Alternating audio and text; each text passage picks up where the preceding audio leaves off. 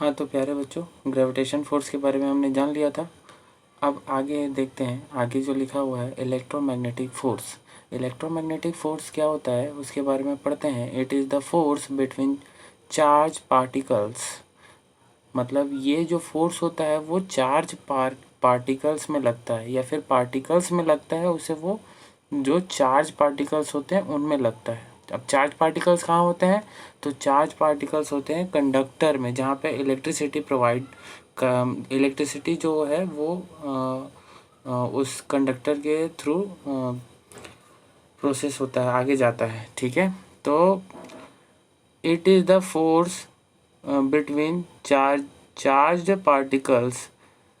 Charges at rest have electric attraction. मतलब जो charges इसके अंदर होते हैं, जैसे कि ये हमारा कंडक्टर है, इस कंडक्टर के अंदर चार्जेस हैं, है ना, इस कंडक्टर के अंदर चार्जेस हैं। तो ये जो चार्जेस हैं, ये चार्जेस को वो क्या कर देता है? अलर्ट कर देता है। कौन? इलेक्ट्रिक। ठीक है, इलेक्ट्रिक करंट इस चार्ज को एक्टिव कर देता है, जो कि पहले किस फॉर्म में रहते हैं? जो कि पहले रेस्ट फॉर्म में रहते हैं। पहले रेस्ट फॉर्म में रहते हैं, उनको ये क्या कर देता है? एक्टिव कर देता है, उनको ये एक्टिव कर देता है। ठीक है, अब क्या हो रहा है? एक्टिव कर दे रहा है। उसके बाद ये क्या कर रहा है? अब इसमें दो कंडीशन होते हैं। क्या? एक होता है अनलाइक चार्ज, एक होता है अनलाइक चार्ज, और एक होता है लाइक चार्ज, एक होता है लाइक चार्ज। तो लाइक चार्ज और अनलाइक चार्ज क्या होता है इसके बारे में देखेंगे। तो लाइक चार्ज, जब ये इलेक्ट्रॉन,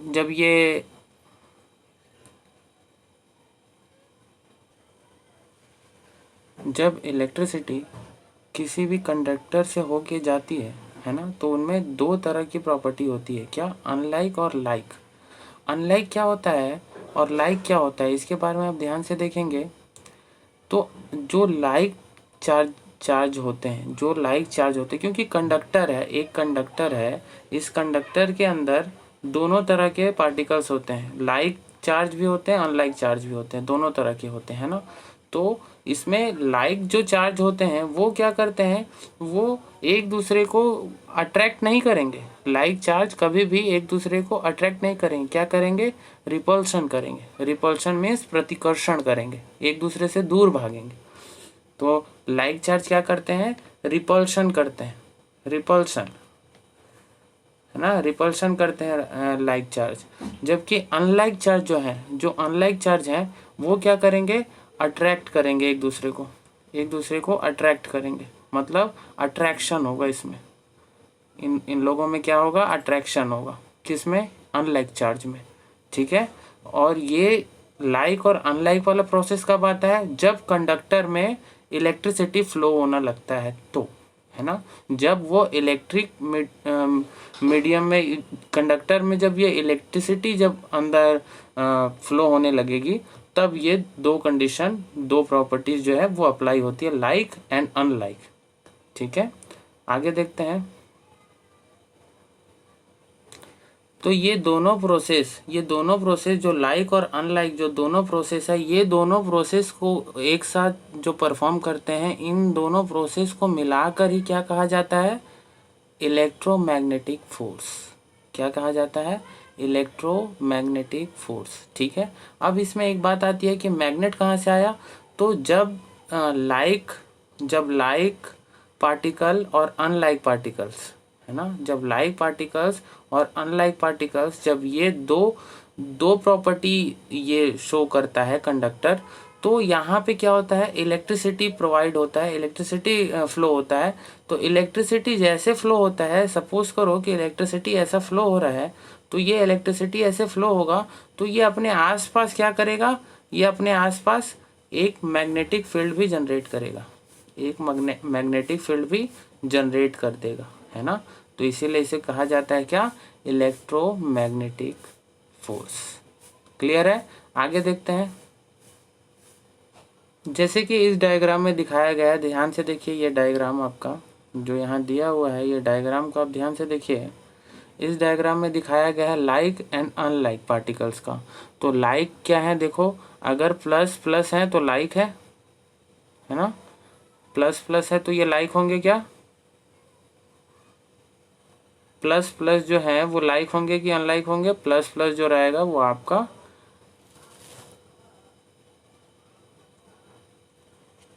जैसा कि इसमें दिया गया है, जो प्लस प्लस जो है वो यहाँ पे क्या होंगे, जो प्लस प्लस जो होंगे वो यहाँ पे लाइक चार्ज होंगे, प्लस प्लस जो होंगे वो लाइक चार्ज होंगे। तो लाइक चार्ज क्या करते हैं, एक दूसरे को अट्रैक्ट नहीं करते हैं, रिपल्शन करते हैं। तो ये क्या करेंगे, एक दूसरे को रिपल्सन कर देंगे, यानी एक दूसरे से दूर हट जाएंगे, है ना, एक दूसरे से मिलेंगे नहीं।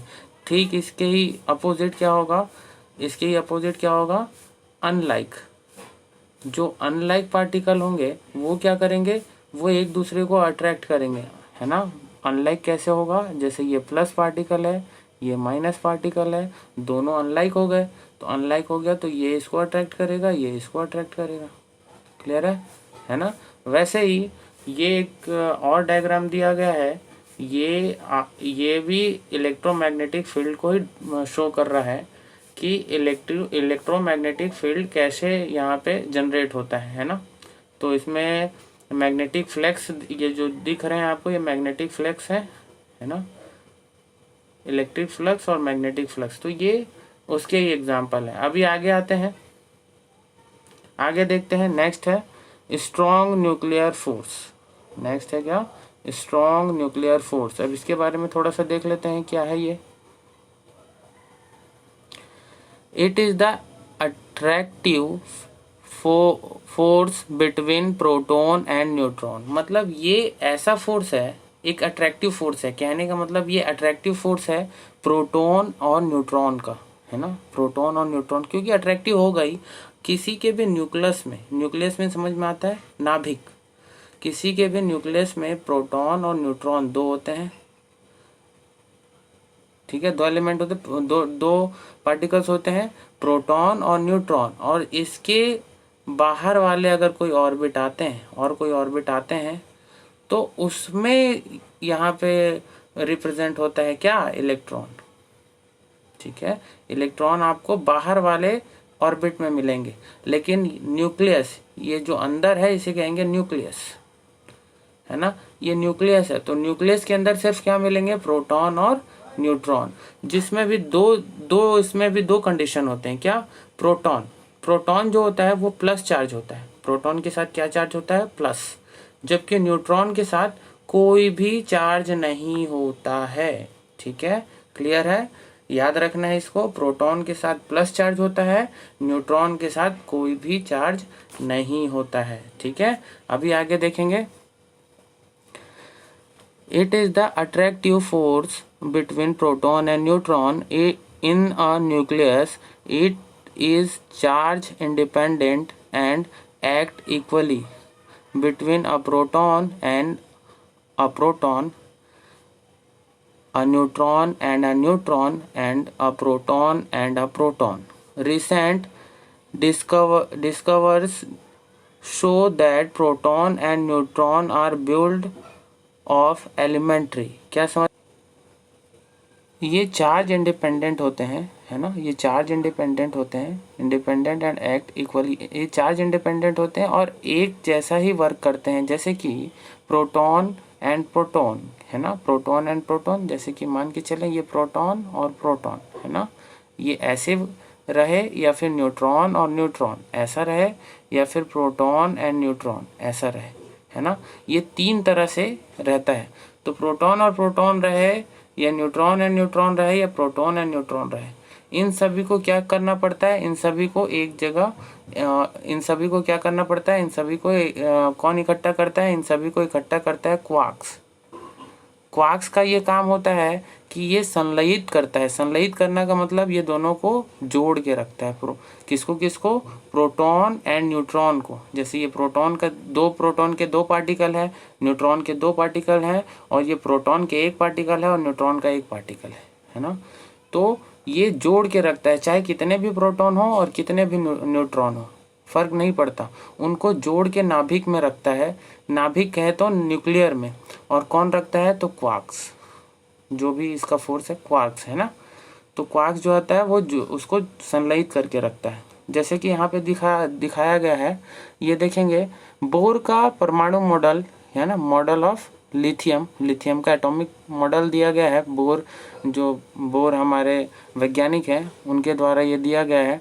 तो इसमें देखो दिखाया गया है, आपको क्या दिखाया गया है, ये बीच में प्रोटॉन और न्यूट्रॉन का जो रेड बॉल और वाइट बॉल दिखाया गया है वो प्रोटॉन और न्यूट्रॉन है।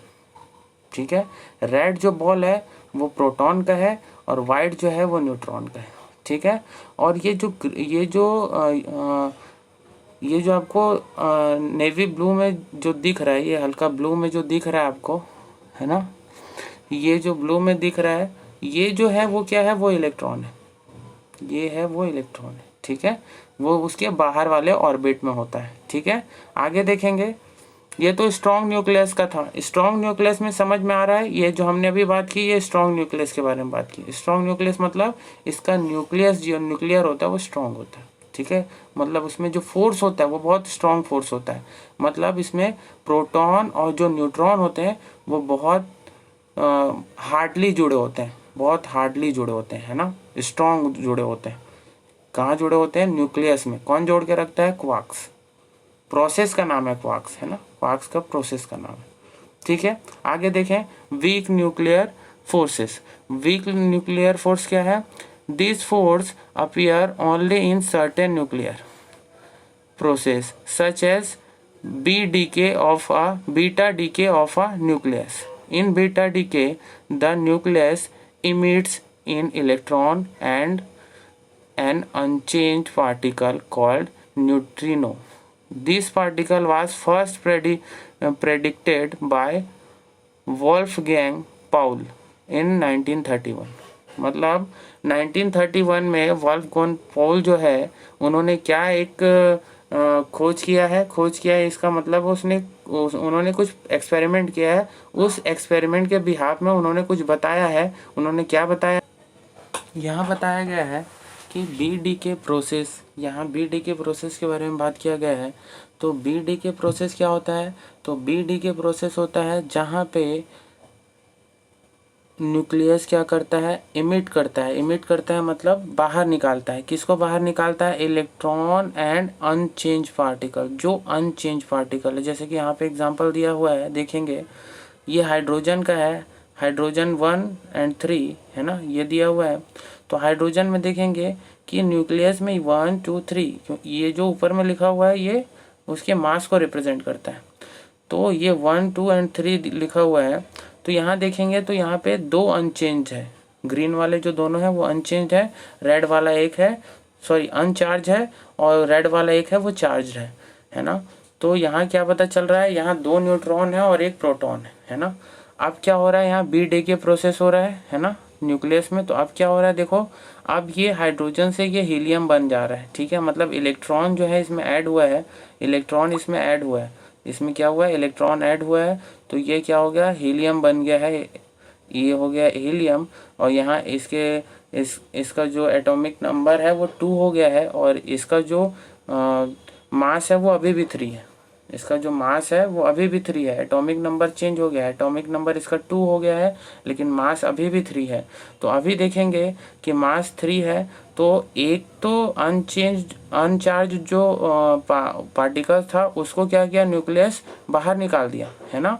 और जब ये दूसरे इलेक्ट्रॉन इसके अंदर जब एंटर हुए, जब ये हीलियम बन गया, तो क्या हुआ, एक और जो चार्ज्ड मतलब प्रोटॉन, एक और जो प्रोटॉन था हाइड्रोजन में, क्योंकि ये हाइड्रोजन और प्लस हाइड्रोजन ऐसा मिलके बना हुआ है ना। तो हाइड्रोजन में एक प्रोटॉन तो पहले से था, प्रोटॉन मीन्स प्लस रेड वाला, ये रेड वाला है ना, और एक और हाइड्रोजन मिलके उसके पास भी होगा एक रेड वाला, तो दोनों के पास एक एक रेड वाला हुआ। अब क्या होगा कि जो हीलियम बना है इसमें क्या होगा, इसमें 2 प्रोटॉन होंगे, इसमें क्या होंगे, 2 प्रोटॉन होंगे रेड वाले, इसमें रेड वाले 2 प्रोटॉन होंगे, है ना। तो ये प्लस वाला 2 प्रोटॉन होंगे।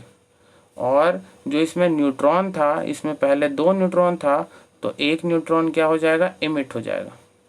न्यूट्रॉन मीन्स जो चार्ज नहीं है वो क्या हो जाएगा, इमिट हो जाएगा, मतलब बाहर निकल जाएगा। तो इस प्रोसेस को ही बोलते हैं beta decay of nucleus, nucleus का बी डीके प्रोसेस। ठीक है, समझ में आया। अभी आगे देखते हैं, और आगे क्या दिया है इसमें, इसको 1931 में किसने एक्सपेरिमेंट किया था, तो इसको किया था वॉल्फगैंग पाउली ने, वॉल्फगैंग पाउली ने। ठीक है, अभी आगे देखते हैं, यहाँ तक समझ में आया। अब आगे देखते हैं आगे क्या लिखा हुआ है। आगे कुछ टेबल में कुछ दिया है, कुछ फोर्सेस दिए हुए हैं, है ना, और उनका स्ट्रेंथ दिया हुआ है। देखो ध्यान से, आपको क्या क्या दिया है, यहाँ कुछ फोर्सेस के नेम दिए हुए हैं। ठीक है, यहाँ उससे रिलेटेड स्ट्रेंथ, मतलब उसकी कितनी स्ट्रेंथ है फोर्स की, और उसका रेंज दिया हुआ है, उसका कितना रेंज हो सकता है, और ये दिया है ऑपरेट्स, मतलब कहाँ कहाँ वो अप्लाई होंगे वो वाले फोर्स। ठीक है, तो इस पे हम देखेंगे, पहला लिखा है ग्रेविटेशन फोर्स। तो ग्रेविटेशन फोर्स की स्ट्रेंथ कितनी होती है, 10⁻39, 10⁻39। ठीक है, अभी यहाँ पे देखेंगे कि इसका रेंज कितना है, तो इसका रेंज है इन्फिनाइट। इन्फिनाइट क्यों बोल रहा हूँ, क्योंकि इसका रेंज बहुत ही ज़्यादा है। जैसे ज़मीन पे, धरती पे ग्रेविटेशन फोर्स है, तो वो बहुत ही दूर तक रहता है, इन्फिनाइट रहता है वो, है ना, उसका फोर्स जो है इन्फिनाइट रहता है। ये डिपेंड करता है कि वो मतलब अगर ज़मीन की बात करें, धरती की बात करें, तो वहाँ से वो कितने दूरी पर है। जैसे जैसे उसके पास आते जाएगा ये फोर्स, वैसे वैसे बढ़ते जाएंगे, है ना। और जैसे इस ज़मीन से कोई भी ऑब्जेक्ट दूर होते जा रहा है, तो उस समय ग्रेविटेशन फोर्स थोड़ा सा वीक होता जाएगा, लेकिन ग्रेविटेशन फोर्स रहेगा ज़रूर। ठीक है, तो ये क्या है, all object in the universe, मतलब सभी ऑब्जेक्ट में लगता है ना। सभी ऑब्जेक्ट मीन्स उसमें हम इंसान और सारे हर एक चीज़ें शामिल है। ठीक है, अभी आगे देखेंगे week nuclear force. Week nuclear force का देखें, वीक न्यूक्लियर फोर्स का क्या है, तो इसमें देखेंगे इसका जो स्ट्रेंथ है 10⁻13 है, मतलब ये थोड़ा सा 10⁻13 है, तो ये थोड़ा सा आपको उस इसका जो रेंज है वो 10⁻13 है ना। और ये जो होता है, ये इसका जो रेंज है, सॉरी, इसका जो रेंज होगा वो वेरी शॉर्ट होता है, क्योंकि देखो ग्रेविटेशन फोर्स का देख रहे हो आप 10⁻39, जो कि छोटा है 10⁻13 से, है ना, इससे छोटा है ये, लेकिन इसका जो रेंज है वो इन्फिनाइट है। ठीक है, लेकिन यहाँ पे देखेंगे ये बड़ा है, ये भले 10⁻13 ये ग्रेविटेशन फोर्स से ज़्यादा है ये, लेकिन इसका जो रेंज है वो शॉर्ट है, वेरी शॉर्ट। ठीक है, तो ये कहाँ होता है, तो ये न्यूक्लियस में होता है, और न्यूक्लियस में -10⁻16 मीटर इसका रेंज होता है। ठीक है, ये हो गया, तो ये इन्फिनाइट होता है, ये सॉरी ये होता है। उसके बाद क्या है इसमें, इसका जो प्रोसेस हुआ था उसको न्यूट्रिनो कहा गया था। इसका जो प्रोसेस हुआ था उसे न्यूट्रिनो कहा गया था, है ना, न्यूट्रिनो कहा गया था, मतलब जहाँ ये अप्लाई हुआ था। अभी देखेंगे आगे इलेक्ट्रोमैग्नेटिक फोर्स। तो इलेक्ट्रोमैग्नेटिक फोर्स का क्या होता है, इसका और भी ज़्यादा होता है, 10⁻²। इसका कितना होता है, 10⁻²। इसका जो रेंज होता है वो भी इन्फिनाइट होता है, इसका जो रेंज होता है वो भी इन्फिनाइट होता है। और ये कहाँ यूज़ होता है, तो ये यूज़ होता है कहाँ, ध्यान से देखेंगे तो ये होगा यूज़ आपका चार्ज पार्टिकल्स में, और न्यूक्लियस में, और हैवियर में। ठीक है, जैसे कि ब्लैक होल के बारे में सुने होंगे आप, है ना, ब्लैक होल, है ना। ब्लैक होल जो है वो मतलब इस अर्थ के एकदम सेंटर में है, और उसका जो फोर्स है ना वो सबसे ज़्यादा है, जैसे कि यहाँ दिखाया गया। वहाँ इलेक्ट्रोमैग्नेटिक फोर्स बिल्कुल होगा, है ना। वो न्यूक्लियस है एक तरह से, वो भी नाभिक है, केंद्रक है। ठीक है, अभी आगे देखेंगे स्ट्रॉन्ग न्यूक्लियर फोर्स। अब देखो ये तो था वीक, है ना, ये इससे पहले पढ़े वीक न्यूक्लियर फोर्स, है ना। इसके बाद पढ़े इलेक्ट्रोमैग्नेटिक फोर्स, है ना। इसके बाद अभी जो पढ़ रहे हैं वो है स्ट्रॉन्ग न्यूक्लियर फोर्स। तो स्ट्रॉन्ग न्यूक्लियर फोर्स क्या होगा, ये भी शॉर्ट होता है इसका रेंज, है ना, और इसका जो स्ट्रेंथ होता है वो 1 होता है। इसका स्ट्रेंथ कितना होता है, स्ट्रेंथ 1 होता है। और ये कहाँ कहाँ अप्लाई होता है, तो एलिमेंट्री पार्टिकल्स में, एलिमेंट्री पार्टिकल्स में ये अप्लाई होता है ना। मतलब ये ज़्यादातर छोटे छोटे पार्टिकल्स वगैरह होते हैं एलिमेंट के, वहाँ यूज़ होता है। एलिमेंट के particle means hydrogen, helium, lithium जो एलिमेंट है ना, उन्हीं के पार्टिकल में ये यूज़ होता है। ठीक है, अब आगे देखेंगे। इसके बाद आगे है, इसके बाद देखेंगे यूनिफिकेशन ऑफ फोर्स, है ना। अब यूनिफिकेशन है, इसके बारे में थोड़ा बहुत और बातें हैं कि क्या लिखा है, there have been physics who have tried to combine a few of the above fundamental force, there are listed in a table below. मतलब टेबल में कुछ कुछ जो फंडामेंटल फोर्स हैं उसके बारे में बात किया गया है।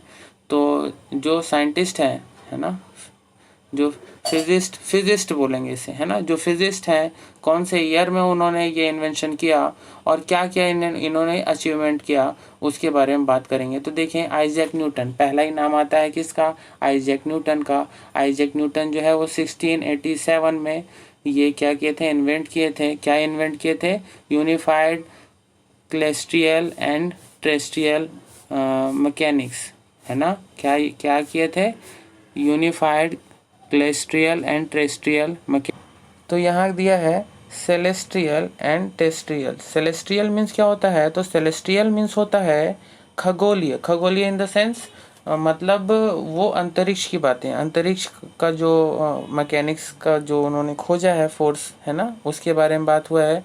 और एंड टेरेस्ट्रियल, टेरेस्ट्रियल मतलब जो स्थल जगत का है, मतलब यहाँ जमीन का, है ना। इन दोनों का इन्होंने यूनिफाइड फोर्स, है ना, यूनिफाइड फोर्स, कौन सा फोर्स, मैकेनिक्स, मैकेनिकल फोर्स, इसको इन्होंने खोजा है। ठीक है, नेक्स्ट आगे बात करते हैं हैंस क्रिश्चियन ओर्स्टेड, है ना। हैंस क्रिश्चियन ओर्स्टेड, ये 1820 एंड 1830, मतलब 10 साल, 1820 और 1830, है ना।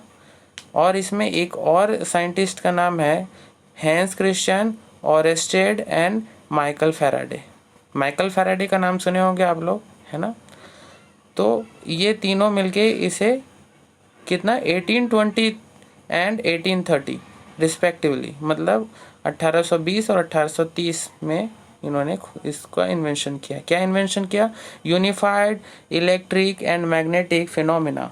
मतलब इलेक्ट्रिक, जो हमने अभी बात की, इलेक्ट्रिक मतलब करंट, है ना, electric and magnetic, electric and magnetic. Magnetic means जो मैग्नेट से जो वेव्स आते हैं, फ्लैक्स आते हैं, है ना, और इलेक्ट्रिक से जो वेव आते हैं। तो इनके बारे में इन्होंने इन्वेंशन किया। और इन्होंने किस बेसिस पे इन्वेंशन किया, इन्होंने कुछ कुछ फिनोमिनास, मतलब कुछ कुछ घटनाएं इन्होंने की, कुछ कुछ एक्सपेरिमेंट किया, जिससे इनको इस फोर्स के बारे में मालूम पड़ा। ठीक है, तो इस फोर्स, तो इसको क्या कहा गया, इसको कहा गया इलेक्ट्रोमैग्नेटिज्म। ठीक है, इस फिनोमेना को क्या कहा गया, इलेक्ट्रोमैग्नेटिज्म। ठीक है, थर्ड नंबर की बात करते हैं। जो थर्ड नंबर है हमारा, जेम्स क्लर्क मैक्सवेल, है ना। जेम्स क्लर्क मैक्सवेल जो है वो 1873 को इन्होंने कुछ इन्वेंशन किया। क्या इन्वेंशन किया, unified electricity, magnetism and optics. मतलब इन्होंने क्या किया, यूनिफाइड इन द सेंस सभी जगह, है ना। तो इन्होंने क्या किया, यूनिफाइड किया electricity, magnetism and optics. Optics means lens, optics means क्या होता है, lens, to show that light in a electromagnetic wave.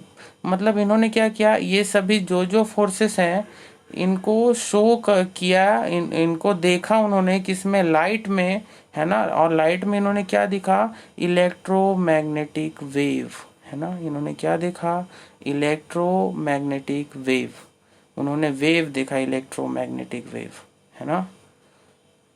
तो किसने देखा था, जेम्स क्लर्क मैक्सवेल ने 1879 में, सॉरी 1873 में। अब आगे देखते हैं शेल्डन ग्लेशो, एब्डस सलाम, स्टीवन विंगबर्ग। इन्होंने 1979 में क्या किया, gave the idea of electroweak force which is combination of electromagnetic and weak nucleus force. मतलब इन्होंने क्या किया, इन्होंने दो को कंबाइन कर दिया, किसको, वीक न्यूक्लियस फोर्स जो हमने अभी पढ़ रखा है, और और किसका, इलेक्ट्रोमैग्नेटिक। दो फोर्स, एक इलेक्ट्रोमैग्नेटिक, इसको भी हमने पढ़ा है, और इसके साथ वीक न्यूक्लियर फोर्स, इन दोनों को इन्होंने कॉम्बिनेशन कर दिया और क्या कुछ आइडियाज़ निकल के आए और उन्होंने ये इन्वेंशन किया। ठीक है, इसके बाद आएगा Carlo Rubbia Simon van der Meer, है ना, ये एक साइंटिस्ट का नाम है। ये 1984 में इन्होंने कुछ इन्वेंशन किया है। क्या इन्वेंशन किया है, verified the theory of electroweak force, इन्होंने थ्योरी को वेरीफाइड किया। मतलब जो भी थ्योरी आज तक देते आए हैं उन थ्योरी में कुछ मॉडिफिकेशन किया खुद से, खुद के एक्सपेरिमेंट के बेसिस पे, जो उन्होंने एक्सपेरिमेंट किया उससे जो उन्होंने कंक्लूजन निकाला उस हिसाब से जो भी मॉडिफाइड किया, और मॉडिफाइड करके उन्होंने क्या कर दिया, वेरीफाइड कर दिया। एक थ्योरी को उन्होंने वेरीफाइड कर दिया। कौन सी थ्योरी है वो, इलेक्ट्रोवीक फोर्स की थ्योरी। क्लियर है, आगे पढ़ते हैं। इसके आगे का देखेंगे वीडियोज़ 5 पार्ट नंबर 5 में। ठीक है, लेसन 1 पार्ट नंबर 5।